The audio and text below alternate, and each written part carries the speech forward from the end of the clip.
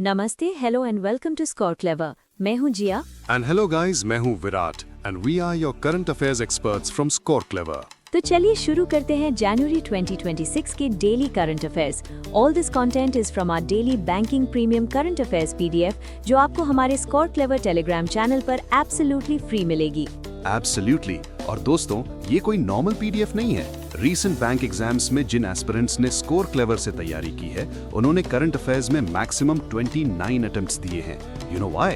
Because हमारे full time current affairs experts daily newspapers को analyse करके कंटेंट को इतना कंसाइज बना देते हैं, typically 5 times less than other sources. फिर भी performance is better than anyone else.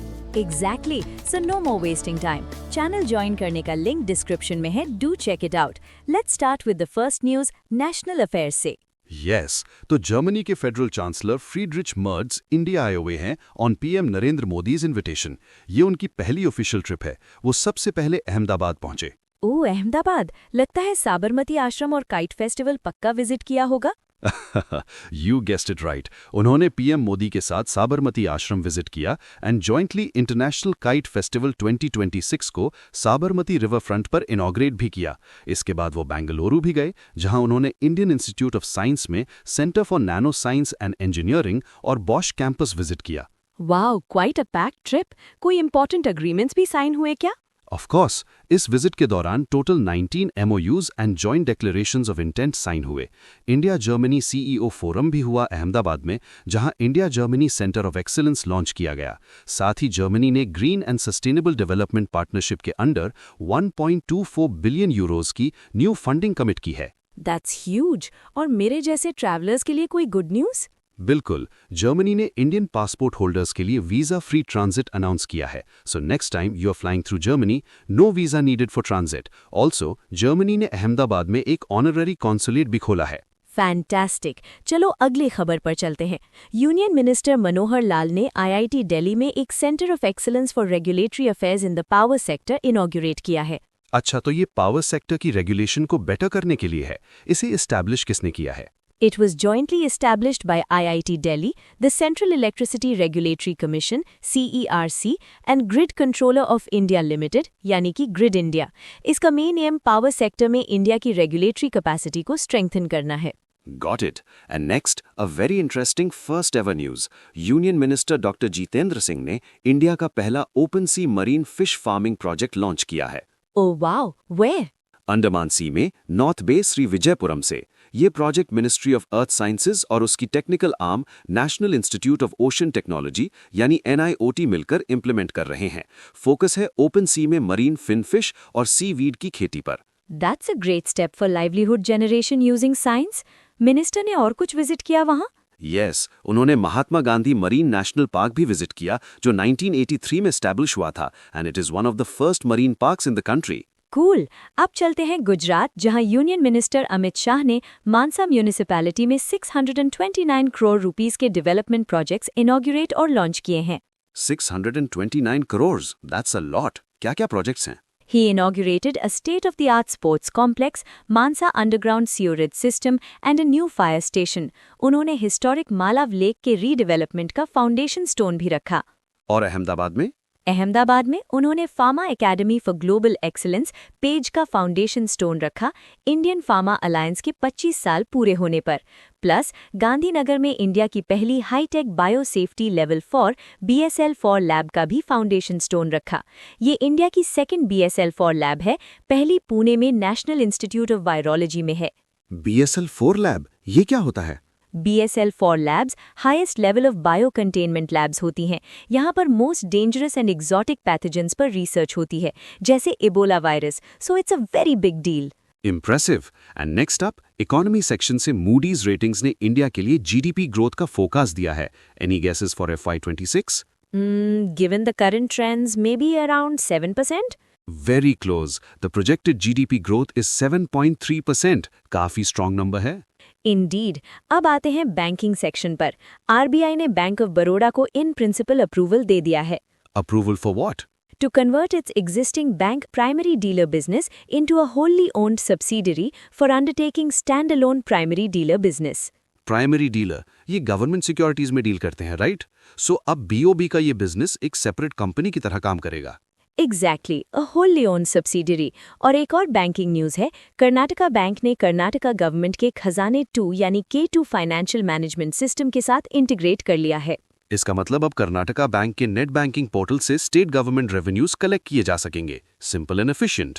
Right, and speaking of efficiency, banking exams की प्रिपरेशन को एफिशिएंट बनाना है तो you need a powerful tool. और इसके लिए let me tell you about the score clever app available on Google play store. Guys, अगर आप करंट अफेयर्स और जीके को आसानी से मेमोराइज करना चाहते हैं, this app is a game changer. It uses a unique new learning technique जिससे आप जो एक बार पढ़ते हैं वो कभी नहीं भूलते।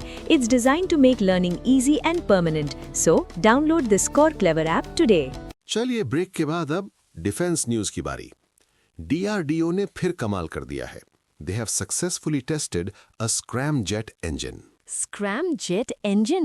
That's for hypersonic speeds, right? Precisely, DRDO ने हैदराबाद में एक full scale actively cooled scramjet engine का लॉन्ग ड्यूरेशन ग्राउंड टेस्ट किया। These engines are essential for sustaining speeds exceeding Mach 5. Mach 5 मतलब स्पीड ऑफ साउंड से 5 गुना तेज, over 6100 kilometres per hour. Test कितनी देर चला? It ran for over 12 minutes. That's a huge achievement. Truly a proud moment. Next defence news Indian Army से है। Army ने अपना पहला military civil fusion exercise conduct किया है जिसका नाम है सांझा शक्ति। सांझा शक्ति sounds powerful. कहाँ हुआ ये? पुणे में डिग्गी रेंज खड़की मिलिट्री स्टेशन पर। इसे सदर्न कमांड के MGNG एरिया ने ऑर्गेनाइज किया। इसमें इंडियन आर्मी और 16 सिविलियन एजेंसीज ने पार्टिसिपेट किया to strengthen synergy and interoperability. Great initiative. Upstate news. Uttar Pradesh is set to get the country's largest state-level AI skilling ecosystem. Oh, that's big. कैसे? India AI mission, जो digital India corporation के under काम करता है, उसने Uttar Pradesh development systems corporation limited UPDESCO के साथ एक MOU साइन किया है। इसका गोल क्या है? The goal is to equip the youth of UP with future-ready digital skills, promote innovation, and create new jobs. इसके लिए स्टेट में 65 data and AI labs establish की जाएंगी। Moving on to awards, Center for Development of Telematics C. को SKOCH Award 2025 मिला है। C. को किस लिए? For its innovative cell broadcast solution. ये अवार्ड 104th SKOCH समिट में दिया गया जिसकी थीम थी Resourcing विकसित Bharat. Wonderful. Now for my favorite section, sports. AFCON 2025 Africa Cup of Nations का फाइनल हो गया है। And the winner is Senegal. They won the 35th edition, defeating the host nation Morocco by 1-0. Final Morocco के Rabat में हुआ था.